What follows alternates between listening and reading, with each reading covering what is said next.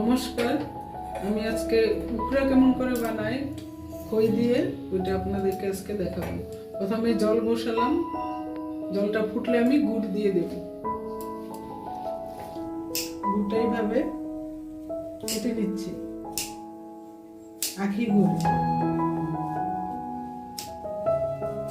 উখড়া বানানোর জন্য যে গুড় নিয়েছি, গুড়টা আমি ফুটন্ত জলে আমি একটু গুলে নিব, কারণ আখি গুড় তো অনেক রকমের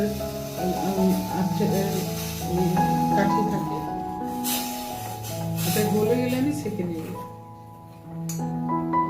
গুড় গলে গেছে, এখন আমি এটাকে সেঁকে নিব। আমি একটা ছাঁকনির সাহায্যে গুড়টা সেঁকে নিচ্ছি।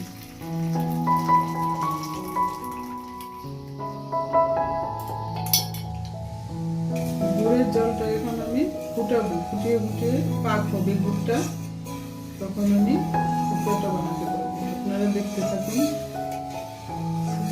গুড়টা এরকম করে নাড়তে থাকবেন, জাল হচ্ছে আরো জাল হবে, আপনারা দেখতে থাকুন। উখড়া বানানোর জন্য গুড়টা হয়ে গেছে, এই যে দেখুন এরকম হবে, এরকম গুড় হয়ে গেছে। আমি এখন উনুনটা অফ করে দিব, আধা মিনিট রেখে দিব এইভাবে। একটু ঠান্ডা হলে পরে আমি ওই ঢেলে দিব এখানে উখড়া করার জন্য। গুড় ঠান্ডা হয়ে গেছে, আমি এখন উখড়াটা ঢেলে দিব, ওইটা অল্প অল্প করে।